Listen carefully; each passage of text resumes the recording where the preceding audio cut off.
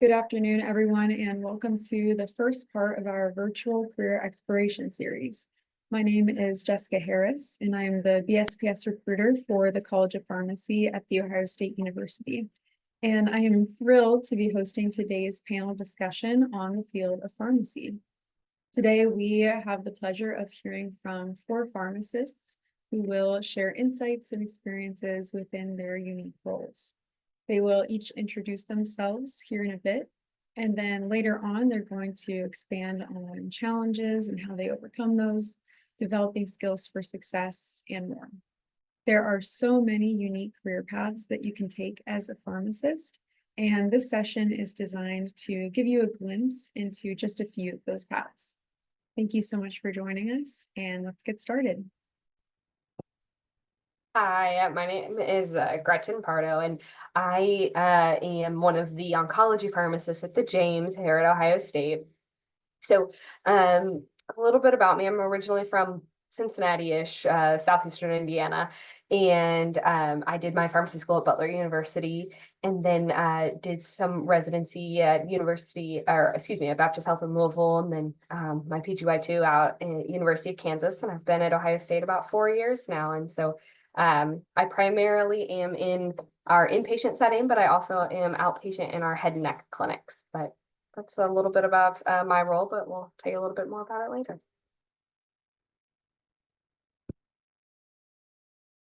I lost my sound there for a second. Thank you, Dr. Pardo, and we can hear from Dr. Williams next.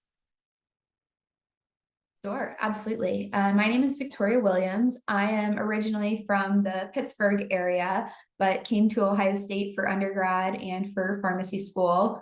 I left at that point for my postgraduate training. I did a year of acute care medicine at the University of Tennessee, and then I did a year of critical care medicine at the University of Pittsburgh. And then after that, came back to Ohio State as an academia fellow, and then have been here at the college in my current role, starting my 3rd year this fall. So currently I am a clinical assistant professor with a 50% practice appointment over at the Wexner Medical Center here at Ohio State. I primarily practice in a medical intensive care unit. And then the rest of my job is actually over at the college teaching in the PharmD coursework, doing research both in the patient care space as well as in educational best practices, and then a variety of other different, smaller responsibilities. So that's sort of my overall position breakdown, and we can certainly discuss in further detail a little bit later. Thank you, Dr. Williams. Let's hear from Dr. Benson. Good afternoon, everyone. My name is Dr. Sherriff Benson. I am a more recent grad of the Ohio State University, graduated in 2021, and I work in the community as a community pharmacist. And weirdly enough, I do a couple other things. So I also work for the Ohio Pharmacists Association, which is the state association that represents pharmacists here in Ohio. And then I have like a part-time position with the Department of Medicaid on their DUR committee. But the main thing that I'm engaged in is community pharmacy, and I've been doing it for the last 3 years. Awesome. And last but not least, Dr. Schuchter. Awesome. Good afternoon, everyone. My name is Kyle Schuchter. I'm currently an emergency medicine clinical specialist across the street at the Wexner Medical Center. I've been here for just a little bit over a year, originally from Fort Thomas, Kentucky. It's kind of the northern part of Kentucky, so really right outside of Cincinnati, Ohio. I did my pharmacy school as well as my undergrad at the University of Cincinnati College of Pharmacy. I decided for my residency training to kind of take a quick detour outside of Ohio. So I moved to North Carolina, where I did my PGY1 training at the University of North Carolina Medical Center in Chapel Hill, North Carolina. Decided to stay on there for a 2nd year and completed my PGY2 in emergency medicine residency training there. And again, my current role, I'm currently an emergency medicine clinical specialist at the Wexner Medical Center. I work with a team of about 8 emergency medicine clinical specialists, and I care for really a wide variety of different disease states and patients daily in the emergency department. Awesome. Well, thank you all for sharing that brief introduction. It's really cool to see just how many avenues there are in the role of a pharmacist. And so we want to hear a little bit more about what it actually looks like in your role. What does a day in the life look like as a blank type of pharmacist? So let's start with Dr. Williams. Can you just walk us through a typical day in the life of a critical care pharmacist? So what sort of tasks are you doing in your role? Sure, yeah. What I love about critical care is that the structure of my day generally stays somewhat consistent, but it is certainly very unpredictable in terms of the types of patients that we're caring for, the variety of disease states that I'm helping to optimize treatment for. And you just really never know when things will increase or decrease in their acuity, which definitely adds to the excitement of my practice care area. And I have a feeling that others on the call also kind of agree to that fast-paced environment. But typically for me, I'll get in the morning, sometimes around 7, because usually our multidisciplinary rounds start around 9 o'clock. So in the time from me arriving at the hospital to joining rounds, I'm usually doing chart review on each of my patients unless I'm interrupted with an emergency. So what that means is opening up the patient's chart, reviewing labs and vital signs and their medication list and maybe any applicable drug regimens that they're on, and finding ways that for that specific patient, I can optimize their care as it relates to medicines. So I kind of plan out what interventions or changes that I want to make on each patient on my hospital floor, and then come prepared with that information to multidisciplinary rounds, or rounds for short. And rounds for me is just a daily sort of team gathering where we're talking about what we want to do for this patient today as we best understand their clinical condition at that point in time. So the leader of our rounds is an attending physician, which in my medical ICU is a pulmonary critical care trained person. And they're sort of the leader of the team, but our other physicians, nurse practitioners, myself, the pharmacist, our bedside nurse, physical therapy and occupational therapy, our registered dietitian, everyone brings their expertise into the conversation, and we strategize for the day. So we'll go bedside to bedside for all of our patients. And at that point, we usually break from rounds and everyone works on their appropriate, sort of discipline specific follow-up for the afternoon. So for me, that might be interpreting different drug levels, or waiting for labs to come back to reassess someone's kidney or liver function to make a drug dosing change. I'll oftentimes in the afternoon have different meetings for research projects for committees that I'm involved in. And then of course, throughout the day, I'm available for phone calls, or really we use text messaging too through our patient's electronic medical record to stay in contact with the team and really just be there as the drug information expert for everyone that's taking care of the patient that day. So it can always be subject to change, but in general, it's a little bit of independent work in the morning, reviewing those patients, team collaboration on rounds, and then by lunchtime until the end of my day, which is usually around 3:30, if I get in around 7, just following up and documenting. It sounds like you're really on your toes throughout the day. Well, thank you for sharing that. Let's hear from Dr. Pardo. So you work in oncology. I'm curious about the role that you play in developing and managing your treatment plans for cancer patients.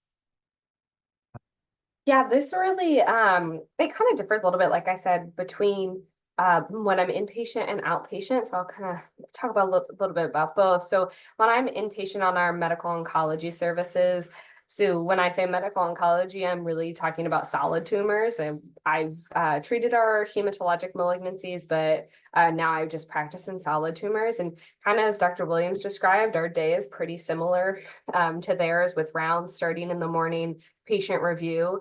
But really, where our role in developing these treatment plans is, especially on our service where we do a lot of our chemotherapy admissions, really our big role is with our supportive care in the inpatient setting. And so really helping to manage nausea and vomiting, febrile neutropenia, any of our oncologic emergencies, such as when patients come in with high calciums or, basically all kinds of infections or all these different kinds of different complications of the chemotherapy we've given, essentially. And so we help to design those plans and then communicate back to our outpatient pharmacist, hey, your patient came in with febrile neutropenia, which is essentially an infection because they don't have any immune system because we gave them chemo, and say, hey, you may want to make adjustments on the outpatient side. And so we're kind of that continuity of care and help to go back and forth between our outpatient colleagues.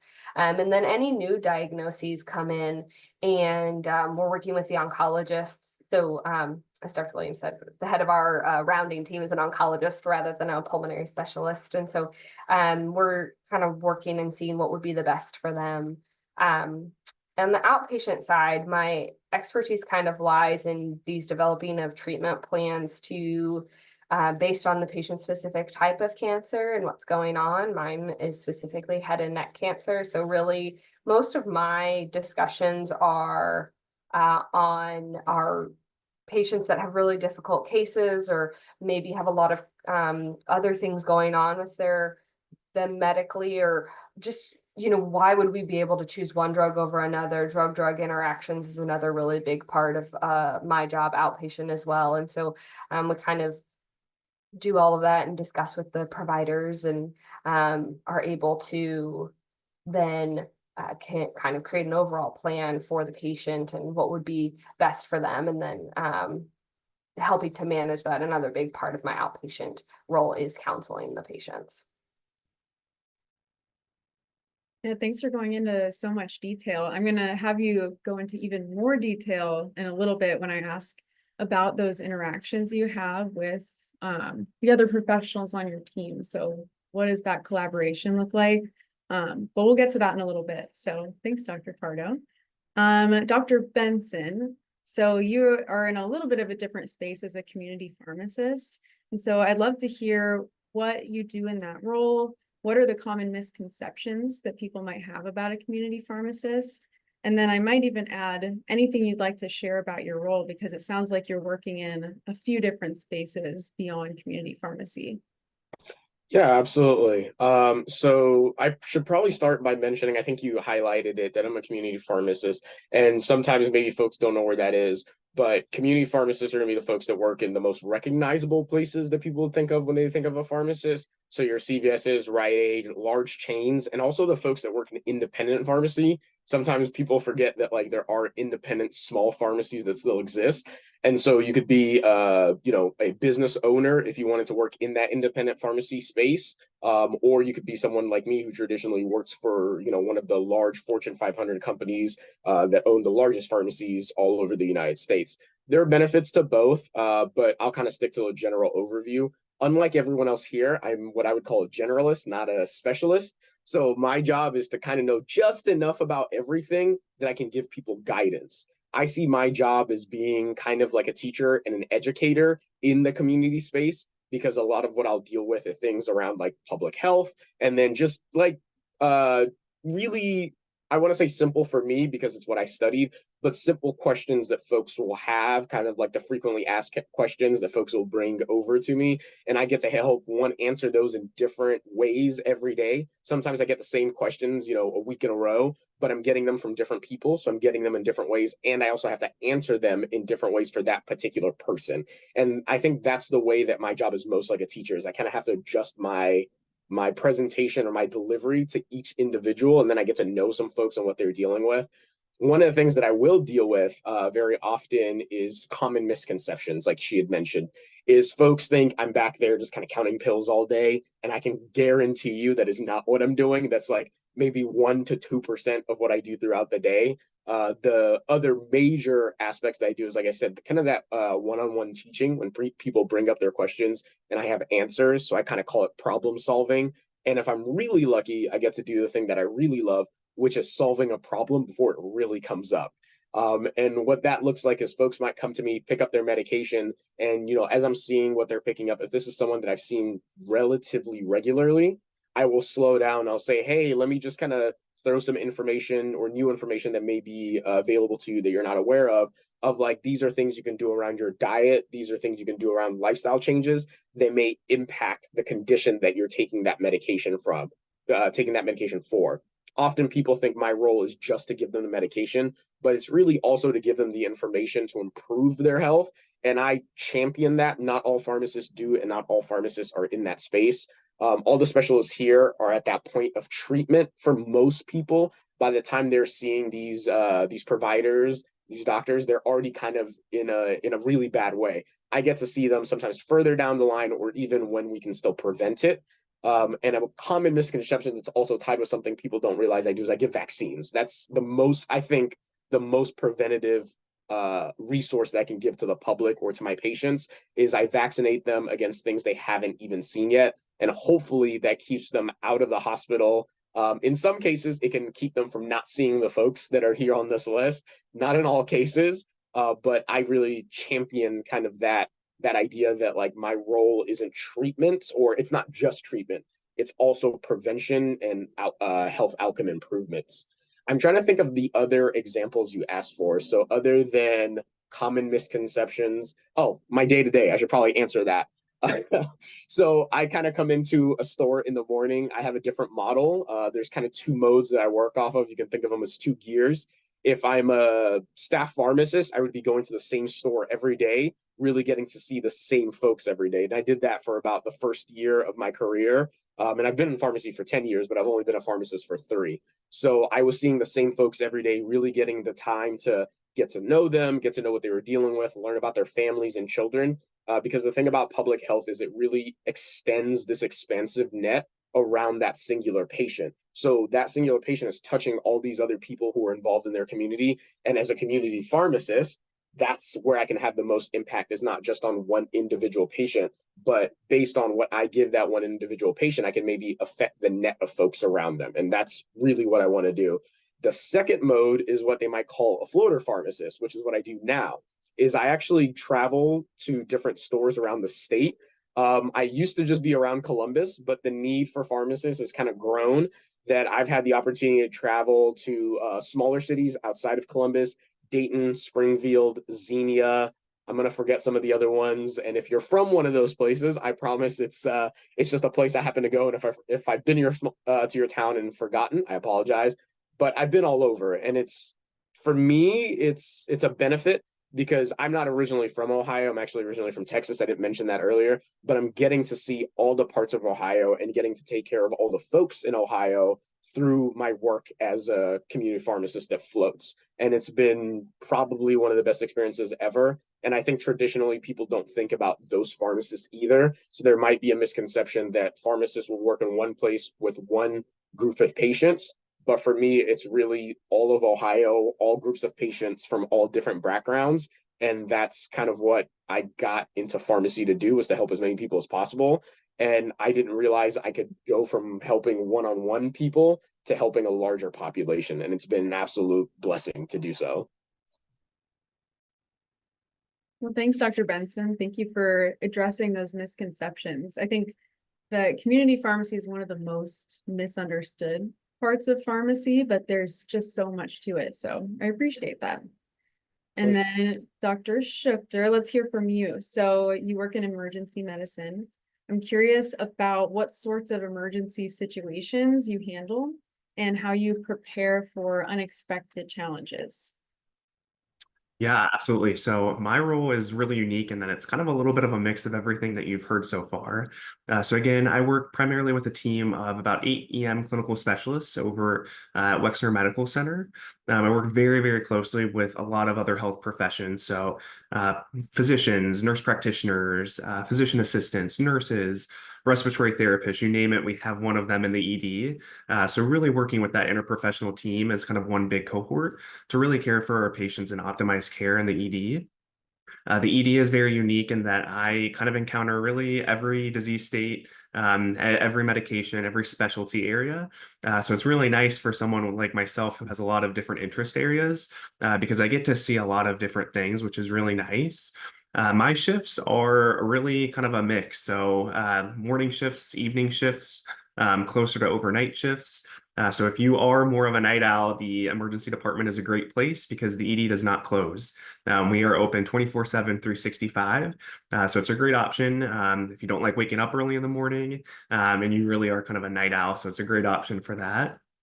In my role, again, I'm really involved for our patients at bedside.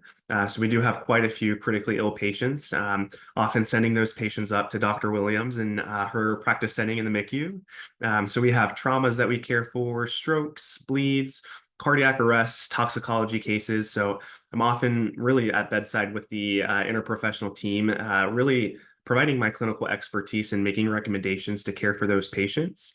I think my team and a lot of the providers that I work with joke with me that I'm a huge black cloud in the ED. So whenever they see me, it's just kind of crazy in the ED, which makes it really fun for me.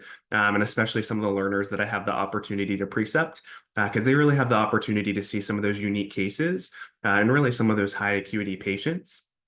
Outside of kind of some of that bedside response, I'm often chart reviewing patients. We have a lot of scoring interventions in our emergency department that really kind of help us care for patients in the ED because it's such a high volume center over at Wexner Medical Center. We have a lot of patients in the emergency department. So these scoring tools really help our clinical pharmacist team optimize which patients are clinically reviewed that might have interventions for us to make. I'm also a really huge resource for our interprofessional team in the emergency department. So responding to a variety of different phone calls, questions, having our interprofessional team members come up to us since we sit with them. So really hands-on with them and kind of answering some of those questions that come up. I think the unique thing in the ED is that I feel like I learn something new with every shift that I work. And there's always something weird or a new question that comes up that I've really never had before. So it's a really unique opportunity. Outside of kind of some of the patient care opportunities or activities that I'm involved with, I do a lot of precepting. So I precept learners, so students, residents, and even have shadow students, so high school students who really just kind of want to see if emergency medicine pharmacy is maybe something that they might be interested in pursuing. I'm also involved with research projects, so kind of contributing to some of the research within our specialty and really working on different quality improvement projects in our emergency department. Again, every day in the ED is different, so you really never know what it's going to look like. Some days are busier, some days are not as busy. But again, the unique thing is that any patient can come through those doors. So it's really, really important to be flexible and kind of anticipate some of those unexpected challenges that could potentially come up. Oftentimes in the emergency department, we have to get creative with some of our patient care interventions and really kind of think outside of the box for how do we best care for our patients, especially with a setting where things change, sometimes within seconds, sometimes within minutes. Thanks, Dr. Schuchter. It sounds like the common thread with all of you really is that your job really keeps you on your toes. I think pharmacy is as much about medicine as it is about people. And with people come challenges. So that's going to be what we're going to talk about next is the different challenges or difficulties that all of you might encounter in your role. So we're going to get a little more specific. I already gave you a warning, Dr. Pardo, that we're going to talk a little more specific about your collaboration. So I'd love to hear how you collaborate with other healthcare professionals to help your patients. And if you have any specific examples, that would be awesome. Yeah, definitely. So right now I'm out in our outpatient head and neck clinic. And so as kind of everybody else has mentioned, we have nurses, dietitians, audiologists, physicians, nurse practitioners, physician's assistants. I mean, kind of like, we have them all in clinic and I interact with them all pretty much on a daily basis. But even today we had a patient that came in, and so all of our patients in my clinic have had neck cancer, and so some of them are being seen for surveillance, and they've had chemo, doing well, they have their scans and kind of move on. But then some of our patients are new diagnoses, and those are the ones we're making our treatment plans for. And we had somebody coming in today that it's a pretty rapidly growing tumor, and so we were like, okay. And it's kind of this in the middle, doesn't really fit into a lot of other boxes. So kind of, as you said, it keeps you on your toes because it doesn't follow necessarily all these check boxes where it's like, oh, we're going to give this. So it's like, okay, based on these different factors, and then the patient had a lot of different, he had MS and like a few, several other conditions, in which meant I was explaining to our physician, oh, we can't give this drug class because it will make his MS worse. And so, because of that, that's where kind of the pharmacy expertise and drug specific knowledge is coming in, because I'm saying, we obviously don't want to cause, a relapse in his MS. So what kind of treatment plans can we devise? And we kind of talked about several different things before we landed on one regimen that we're going to start next week. And so, that's just kind of an example of how we all work together and come up with a plan for the patient, and kind of make sure that they get the best care possible. Lots of problem solving, it sounds like. Yes. And I think, Dr. Benson, you mentioned problem solving, thinking on your toes, as well as more of a generalist, as you described yourself. Could you talk about how you handle those difficult patient interactions, whether it's addressing maybe a mistake in their prescription or an unexpected question? Yeah, I think that's the part of my job that's really much like customer service. And so some of the ways that I address like either difficult patients is I tend to find patients aren't difficult, the situation is difficult. And so when you think about it that way, it makes it easier to understand like what you have to tackle, because you're not tackling a person, you're tackling a problem.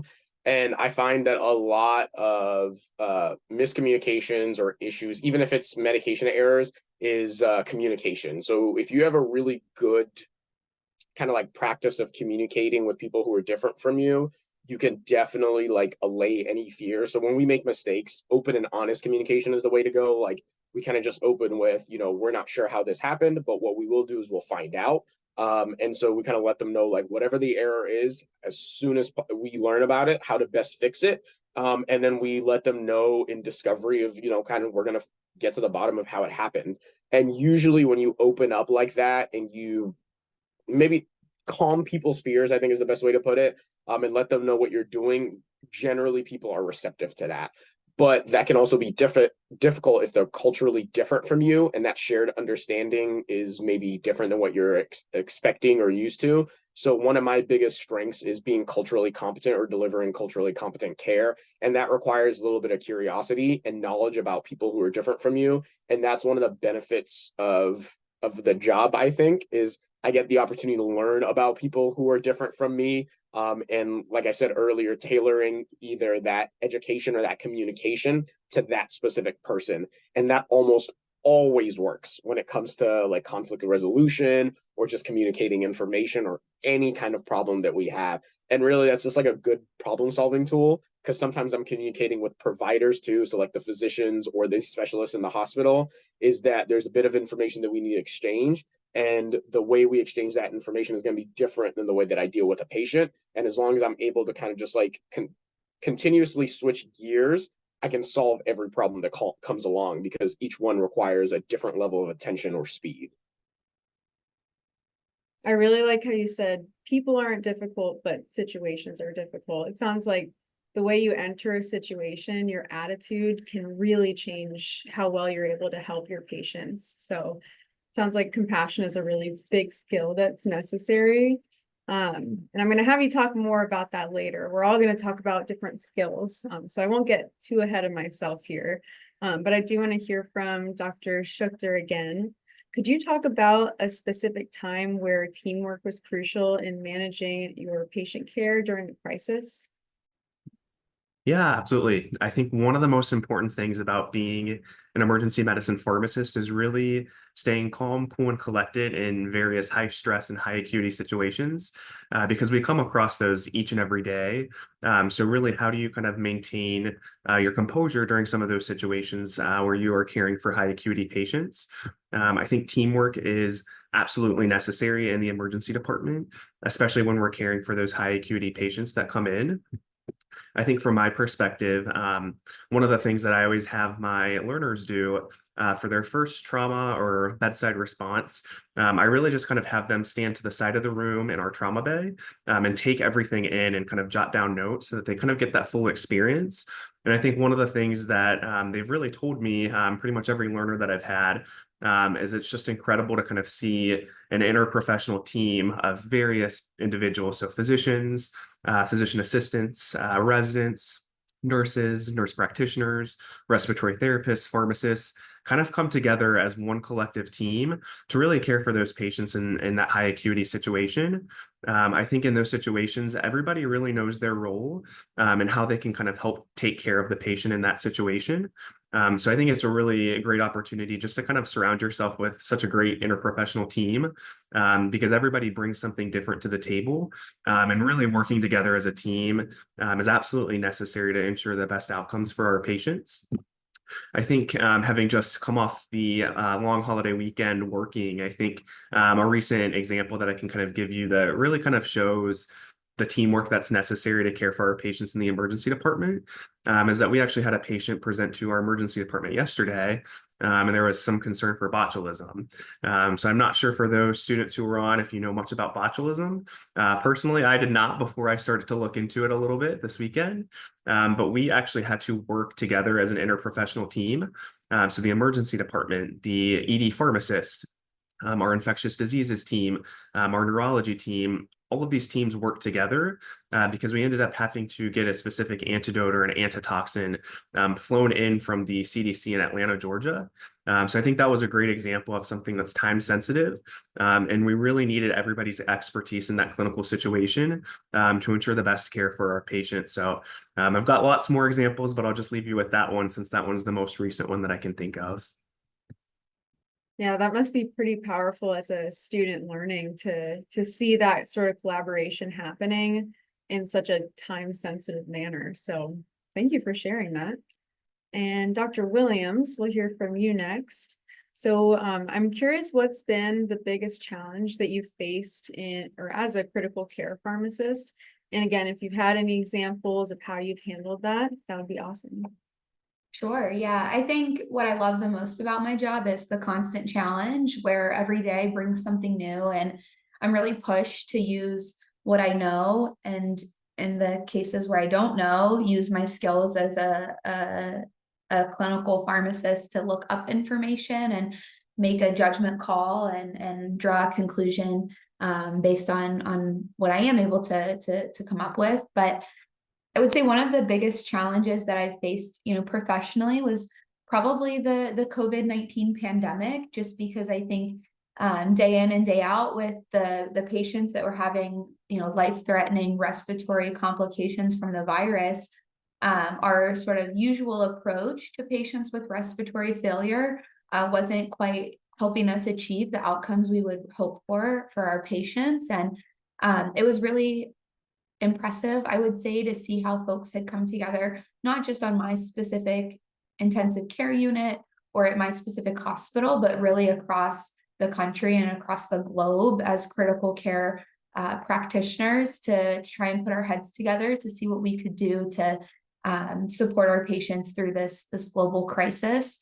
The days were really long back then, and the acuity was really high, and I think the intensity of everything was just, cranked up through the roof. But for as scary and as complicated as that challenge was, it was just a really powerful thing to have a hand in providing care to patients that really, really needed it.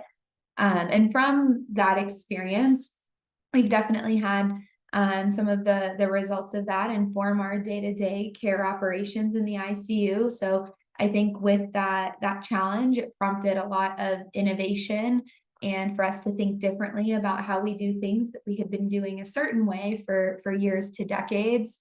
So an example I can offer specifically would be relative to a different type of a dialysis modality that we use. Historically, we had done a very intense once-a-day dialysis session, or we'll say a very conservative 24-hour length of a dialysis session. And with some of the constraints of the pandemic, what became really popular was this hybrid sort of 8 or 12-hour dialysis session that was helpful from a resource allocation standpoint. And from that experience, we've now used that dialysis modality a lot more commonly since the pandemic. And that's actually an area of research that I'm investigating now, Just worked with a team of collaborators to get a grant through to see if we can get a study off the ground that looks at measuring drug levels throughout the day, whether the patient's on or off dialysis. So that's a good example of how a solution to a challenge has changed patient care and how we're continuing to push forward in that new exciting direction. And that's what I love about working at Ohio State, is that we are sort of at the front edge of thinking creatively and doing things different and coming up with a novel solution. So it's exciting to hopefully get some grant funding to get this trial off the ground. But gosh, if you would have told me I would be doing this in high school, I don't know if I would have believed you, honestly. But I think that's the exciting part too about being here at Ohio State, is getting to hear from a variety of different folks and all of these awesome opportunities that are all accessible to you after a PharmD degree. So I don't want to steal too much of Jessica's thunder in terms of the back half of this session, but it is really cool and exciting, and I've been getting to enjoy hearing more about everybody's roles as well. That is just so cool, I'm sure, to see just your hard work playing out and these changes happening in real time. That's awesome. Well, thank you, Dr. Williams. And we do have just a couple more sections here. I know all of you have hinted at or already maybe shared a little bit about just the skills that you employ as a pharmacist in your particular role. So I'd love for you to expand just a little bit more on that. Since we want to leave a little Q&A time at the end for our students here, we'll keep your answers slightly shorter. We've already got into the answers a little bit, but let's start with Dr. Schuchter. So I'd love to hear what sort of strategies or organizational methods you use to maintain accuracy and efficiency in those emergency situations you were talking about. Yeah, that's a great question. I think accuracy and efficiency when we have those emergency situations is so key. So a couple of things to point out. Obviously, at the Wexner Medical Center, we are a trauma center. So we do have a pretty high volume of trauma patients that we receive from the community. Our trauma team has a very regimented checklist. And that checklist is really in place to make sure that we don't miss anything. So kind of the acronym that we use a lot in emergency medicine practice is the ABCs. Our ABCs, our airway, our breathing, our circulation. So that's just kind of one example of kind of a quick streamlined checklist that we have in the ED to really make sure that we aren't missing things when we have those high acuity patients come in. And there's lots of different things going on. I think one of the things that I personally do is try to anticipate needs and things before they're actually needed. So I always tell my learners to kind of think 5-10 steps ahead, so that when things happen, you're prepared. You've already thought that through, and you're ready to go. And I think that helps with some of that accuracy and some of the efficiency. I think at OSU in the Wexner Medical Center, I think we're really lucky to have our electronic health record really integrated for our patient care. There's lots of things that the team at OSU has kind of built into that. And that makes my clinical practice much more efficient because when I've got 130 patients in our emergency department, I usually will have a peer with me or a colleague with me.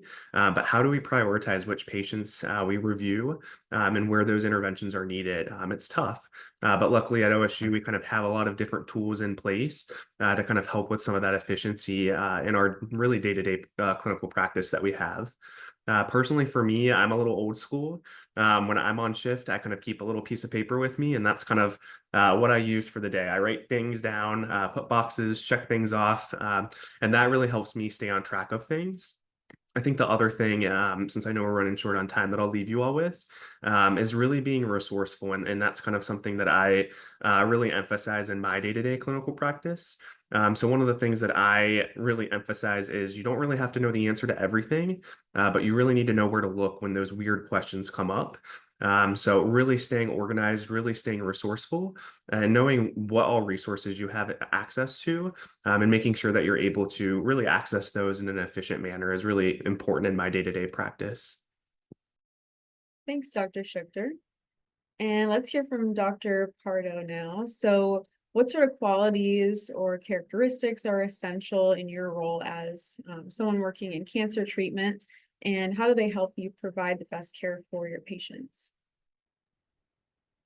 I think, like I said, I won't take up too much time reiterating what everybody else has said, but I think I really echo everybody else that one of the big qualities is the critical thinking piece, and being able to see things you've not seen before, have patients that have different complexities, and be able to design a treatment plan around all of that. I think a piece of that too is also just, chemotherapy. When people hear it is kind of scary, or they're like, oh my gosh, there's so many things. So making sure that you're thorough and take your time to go through things and think through all the different things, because it is a high risk medication, and making sure that we're prescribing it safely and meeting all of our checks and balances and everything. But I think, the really big thing that's kind of different or unique, especially when we're getting cancer treatment, is, I tell people when I talk about my job, everybody's going to have cancer, which I know is, can be really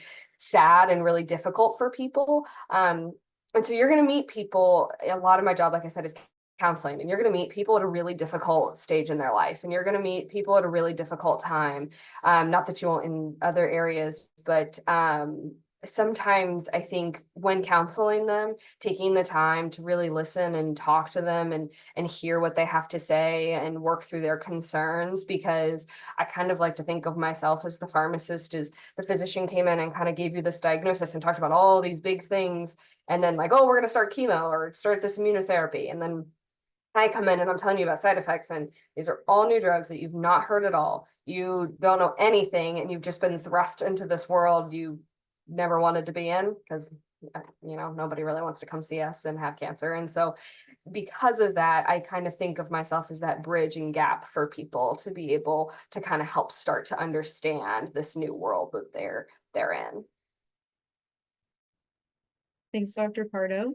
And Dr. Williams, I was going to ask a pretty similar question, but I have a feeling there's going to be some overlap here. I'd love to hear how you use those skills in the critical care unit, but I'd also be curious of how you develop those skills. Was there anything as you were a student that kind of helped you start to develop skills that have been useful to you now? Yeah, I think that's a great question. And I think one thing to keep in mind is just that skill development doesn't have to take place in the exact environment in which you are going to be practicing. So for example, as a student and as a resident, I had a lot of rotations in an ambulatory clinic or, in an outpatient doctor's office. And knowing that I wanted to go into critical care, that immediately, at the surface level seemed like worlds away from what I would be doing. But in those clinic appointment visits, you're up against the clock to run on time, and there is some time pressure there. And, you do have to prepare for the unexpected, because you never know what type of question a patient is going to ask, right? As Dr. Pardo mentioned, in these teachable moments and long conversations. So I think just keeping an open mind that skills you've practiced other places are oftentimes very helpful in new or in unlikely environments.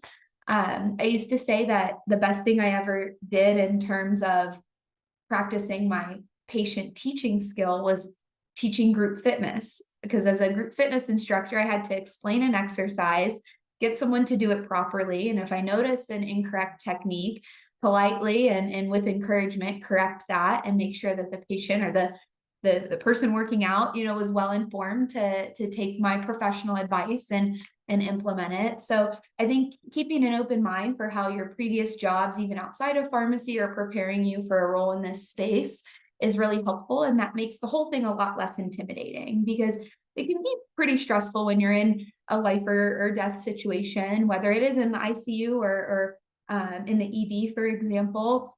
But taking that deep breath and knowing that you do have this skill set, it's just being used in a different environment, brought me a sense of calm and a sense of confidence there. I love that advice. Thanks, Dr. Williams. A big part of it can just be having the confidence to know, like, I can do it, or at the very least, like Dr. Schuchter was saying, I know what my resources are, and so I can move forward that way. Thanks. All right. Well, Dr. Benson, you've got our last question here. So what would you say, I know you talked about this a little bit with those interpersonal connections with your patients. Maybe you could expand on that a little bit more, talking about how communication plays a big role in your role as a community pharmacist. Yeah, absolutely. I'll start by echoing what everyone else has said. Those are all fantastic skills that translate to really any job environment. Even to mine, there are times where things get really busy and you kind of have to take a second to pause, to breathe. And then when you get some of those difficult questions, you may have to utilize a resource to look up that information. That's totally fine. I think some of you may know or you may not be familiar with, but even experts don't know everything, right? So they have to check with their resources to make sure they can get the information that they need for the questions that they're getting. Same thing with my job. So when I'm communicating, if I don't have the information I need at hand, one of the skills that I utilize a lot is knowing where to go look for the correct information. So knowing which resource to access, like some of the other folks have talked about earlier today. Um, but when it comes to communications, it's one of those soft skills that, is really just developed with practice. Like there are strategies out there and you could probably go through some of them, but one of the best ways to get good at something is practice. So you'll learn some of those strategies in like pharmacy school. They'll teach you about like teach back, making sure that when you communicate something to someone, a really good way of accessing how much of that they retain is just asking them to give it back to you in their own words, right? To see if they understood. And I utilize that a lot. I talk really fast. I'm sure some of you have noticed. And so often what I have to do is I have to slow down to make sure that the person has heard what I've said. But I also have to ask them if they've been able to keep up, if they can give me that information back, then I know for sure we're on the same page because the information I'm getting back is essentially what I gave out in their own words. And that's how I know we're on the same page. And those skills can translate, like I said, to really any job environment. That's why they're really good skills or soft skills. And you'll really need to develop those as you matriculate to whatever professional program or professional career or job that you want to go into. They're some of the most important skills that you can have outside of being like a clinical expert and knowing what you need to know in your field. Is you're always going to have to learn how to like empathize with people. It's something that I really I want to say that I focus or lean in on. And I think you can use that with any patient population you're working with, or anything in healthcare really requires a level of empathy because that gives you a level of understanding how the other person feels or views the problem or situation that you're in. And then you can use that to tailor your strategy, essentially. Thanks, Dr. Benson. Yeah, it sounds like no matter what type of pharmacist you are, you're going to have a lot of skills that you're learning over time that can help you out in your role. And from my understanding of being a pharmacist, you may not always be in the same type of pharmacy. So y'all are learning some really good skills for wherever you end up in the future. So that's pretty cool. I was gonna have y'all chat about maybe some advice that you would give to a student who's interested in pharmacy. But since we're at 4:20 right now, I want to open it up to our students. We can certainly talk about that. But do either of our students here joining us today have any questions for our pharmacists? And you can feel free to unmute yourself and ask. You also could type your question in the chat and I can read it out for you. So I'll give you just a minute or two to share your questions.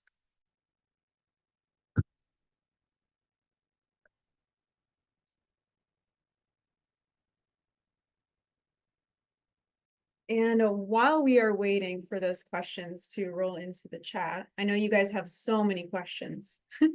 While we're waiting, why don't we open it up for that question about advice for a prospective student? So I guess whoever would like to start, Dr. I can Benson. go.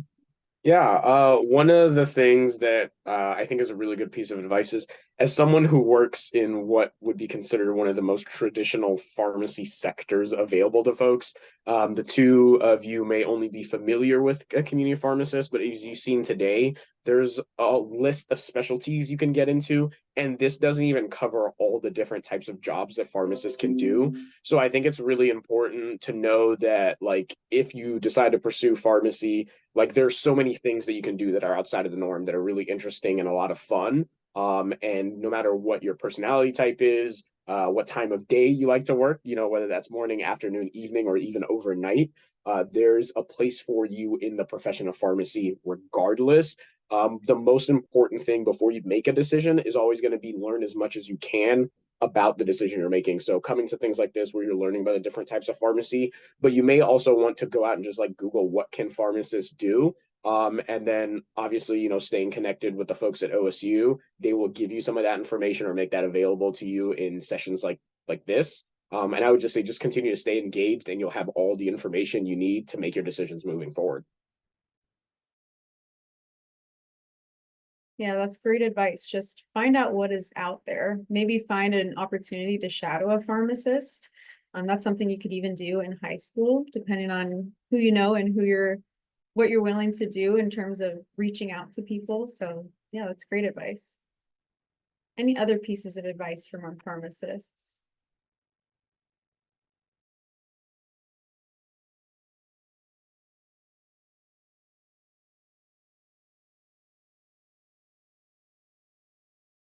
I think Dr. Benson really hit the nail on the head. And that's what I was really getting at earlier with my comment that I'm even enjoying hearing more about everyone's roles. It never ceases to amaze me, all of the different directions that our graduates go off and pursue in terms of their careers. And I think the other exciting sort of caveat to that is that it's not even all of the times pursuing a career that's well defined. It's maybe perhaps like Dr. Benson of carving your own path and finding a profession or a calling that really speaks to you. So I think if you do use that curiosity to your advantage and some other life experiences to get to know yourself, there is definitely a career out there in pharmacy that can sort of support you in those both professional and personal goals. And I think for that reason alone, it's an exciting place to consider to invest in your future. And just learning more would be my advice for anyone at the point that you're at now. And of course, that advice will change as you navigate the path towards being a pharmacist. But in these first few steps, I would just encourage you to have an open mind and to stay curious. Thanks, Dr. Williams. And like you said before, you had no idea you would be doing what you're doing now. It's pretty exciting to think about. What about any advice from Dr. Schuchter or Dr. Pardo or Pardo? I know I keep pronouncing your name wrong. I'm sorry. Dr. Pardo. I think the other piece of advice that I'll add completely echo everything that Dr. Williams and Dr. Benson said.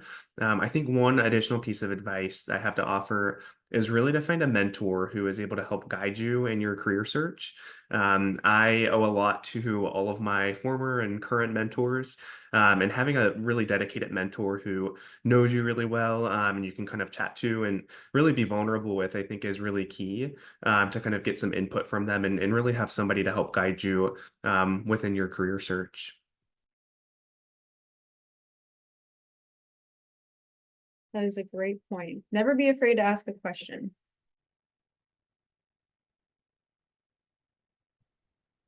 Dr. Yeah. Pardo, do you have any final thoughts? Say it's hard because they've I really echo everything everybody said. I think that, especially kind of right now where you guys are at, kind of as Dr. Schuchter said, I think that was one of the biggest things for me was finding, you never really know what path you're going to take. When I was in high school, I was the volunteer intern. Essentially, I restocked tubing and in the infusion pharmacy because, I just kind of hung out and everything. I didn't get paid or anything, but I loved talking to people, and that's how I ended up in oncology. So you just never quite know the path, but as everybody has said, just stay curious and continue to have people to talk to and ask questions of, because you'll find that, some of our older pharmacists, before the PharmD was required, went back to school to get it later, or people do non-traditional residencies where they kind of split things up, or some people do residency and then I have colleagues that go into industry or open their own pharmacies. There's just so much out there and so much variety, and so yeah, just continuing to explore to see what fits you best. Well, thank you all so much for all of your words of wisdom and just sharing your expertise with our students and me as well. It's been really great for just all of us to learn just how much you can do as a pharmacist, what it looks like day to day. So this is really exciting to hear from you all. And if our students, anybody here has a question in the future, I just dropped my email in the chat, so feel free to send me an email if you would like to ask a question, set up a meeting with me, or even connect with a pharmacist to ask more questions. We would be happy to interact with you in any way. But again, thank you so much. I think there's an applause feature on here. Can I do that? There we go. Thank you for all of our panelists today. Really, this is just an invaluable experience to hear from the real deal, so we appreciate it. And we do have just a few more minutes, so anybody else has a question, I won't force it, but I'll just, Benson says good. No more questions from Dr. Benson, no further comments from our pharmacists. All right, well, why don't we let everybody out just a little bit early today? I should probably stop recording. But yeah, thanks again and hope to connect with you guys in the future. All right, have a great rest of your day. Bye. Thanks, everyone. Thanks for coordinating, Jessica. Anytime. Thanks. Have a great day. Thank you.